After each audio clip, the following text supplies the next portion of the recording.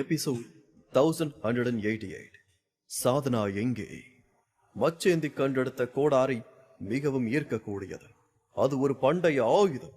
அது ஒரு மகாயுக துறவியின் உடலிலிருந்து எடுக்கப்பட்டது. மச்சேந்தி அதை தனது முக்கிய ஆயுதமாக பயன்படுத்த திட்டமிட்டான். ஆனால் முதல் போரிலேயே அது வெடிக்கும் என்று அவன் எதிர்பார்க்கவில்லை. இதன் மூலம் அவனுக்கு ஒன்று புலப்பட்டது. சாதாரண பண்டைய ஆயுதங்களால் கபிலனின் வாளை தடுக்கவே முடியாது. மச்சேந்தியின் கோடாரி முழுவதுமாக விரிசல் அடைந்தது. அது உலோக துண்டுகளாகவும் கருப்பு சாரத்தின் கொத்துகளாகவும் மாறியது. அபேஸ் வாள் உடைந்து சிதறிய உலோக துண்டுகளையும் அதனுள் இருக்கும் சக்தி அலையையும் உறிஞ்சியது. கடுவழி பயந்து போனான். கபிலன் நிறுத்த முடியாத அளவிற்கு சக்தி வாய்ந்தவன் என்பதை அவன் இப்போது புரிந்து கொண்டான். அதனால் எந்த தயக்கமும் இல்லாமல் கடுவழி ஒரு ஊத்தையை நிகழ்த்தினான். அவனது ரத்தம் எரிய ஆரம்பித்தது. அது அவனுக்கு பல மடங்கு வேகத்தை கொடுத்தது. மெய்யக துறவியால் கூட அவனை பிடிக்க முடியாது. அந்த அளவிற்கு அவன் வேகம் கொண்டவனாக மாறிவிட்டான். அப்போது அவனை சுற்றி இருக்கும் இடம் அவனை சிறைப்பிடித்ததை போல தோன்றியது. ஒரு விண்வெளி அலை அவனை சுற்றி வளைத்தது. கபிலன் அந்த அலைகளிலிருந்து வெளியேறினான். உன்னால் தப்பிக்க முடியாது என்று நான் முன்பே சொன்னேனே, அப்படி இருந்தும் ஏன் தப்பிக்க முயற்சி செய்கிறாய் என்று கபிலன் கேட்டான்.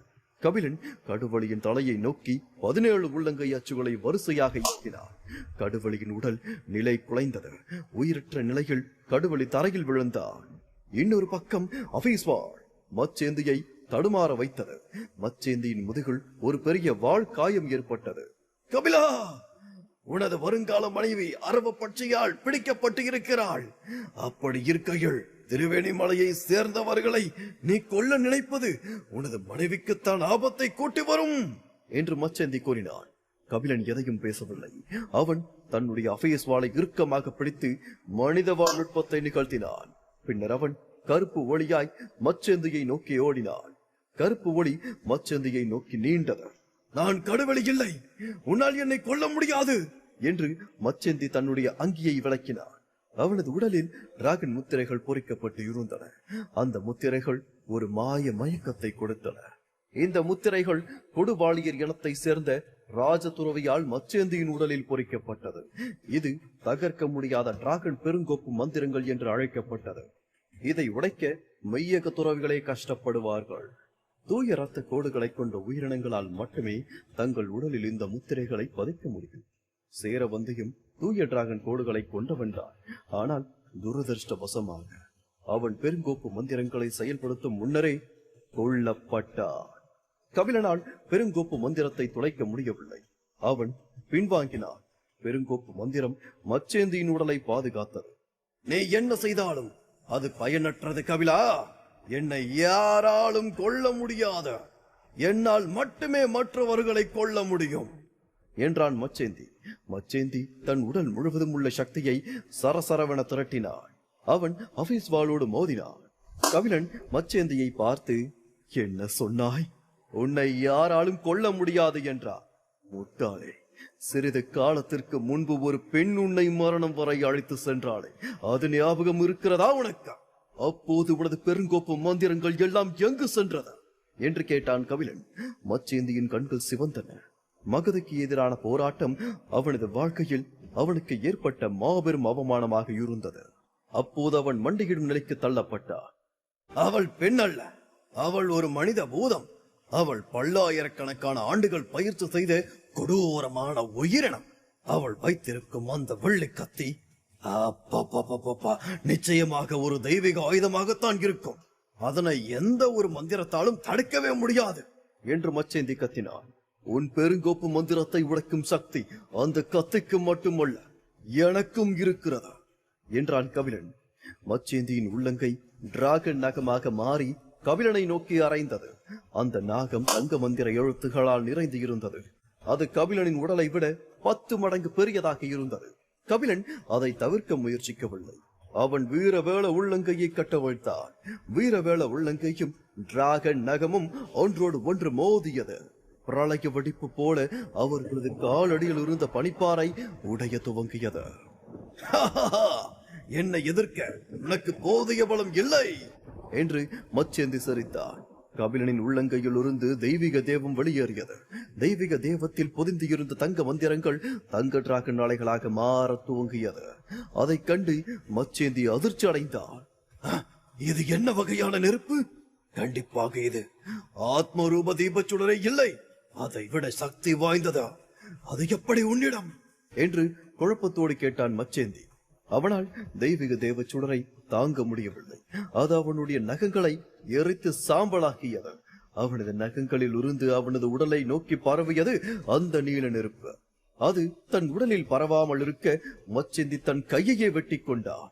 பின்னர் அவன் அங்கிருந்து தப்பிக்கும் நுட்பத்தை தூண்டினான்.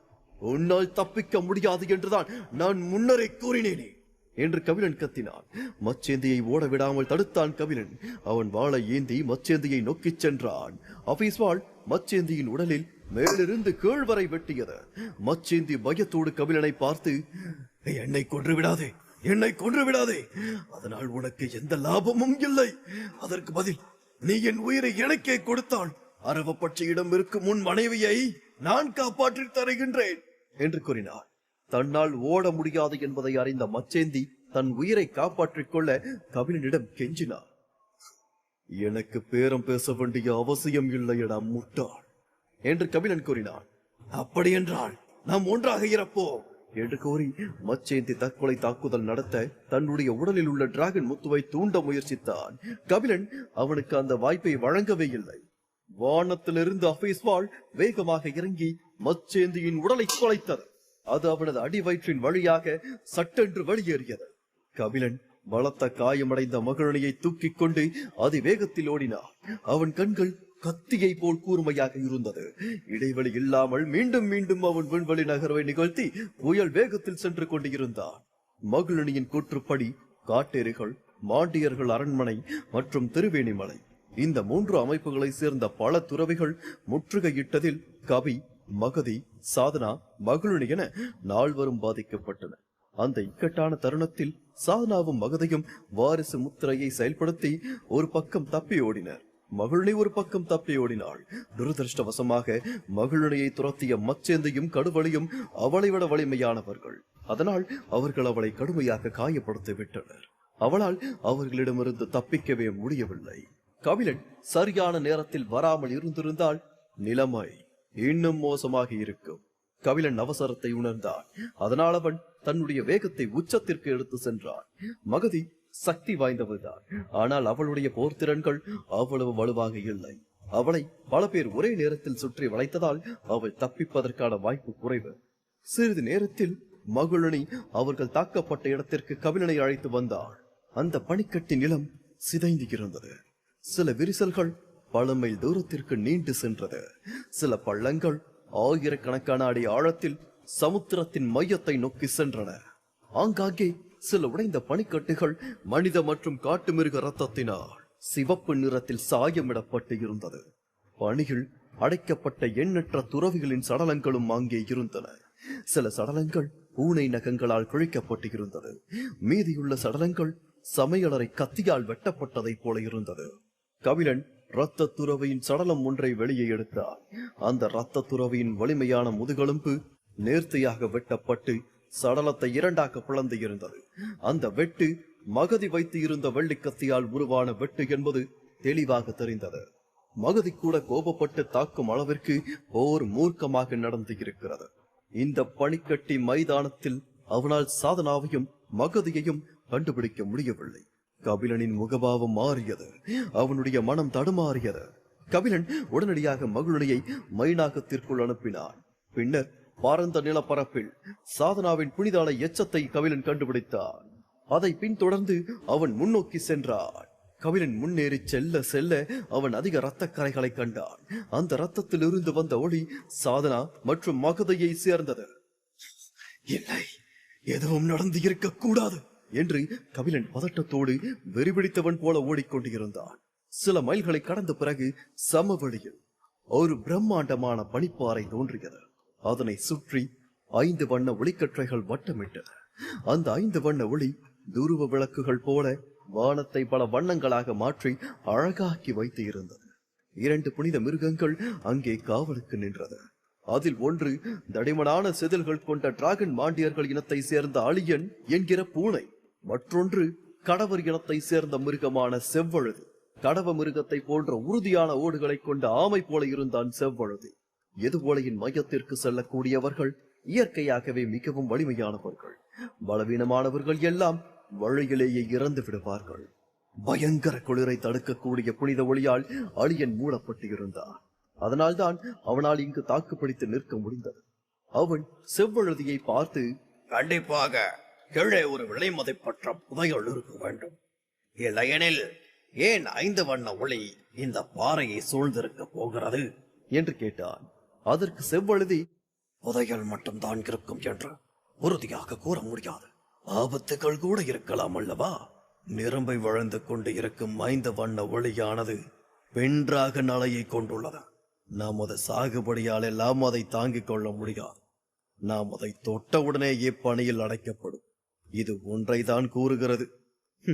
நாம் பாதுகாக்கும் இந்த பனிப்பாறை பள்ளத்தின் அடியில் மரணம் மட்டுமே இருக்கிறது என்று கூறினார்.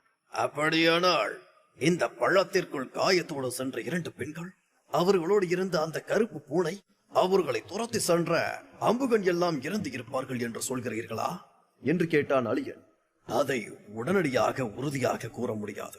ஏனென்றால் அவர்கள் இறந்து இருந்தால் அரவ பட்சியும் உங்கள் மாண்டியர்கள் அரண்மனையின் 2 இளவரசர்களும் எதற்காக பள்ளத்தாக்கிற்குள் நுழைந்து இருக்க போகிறார்கள்?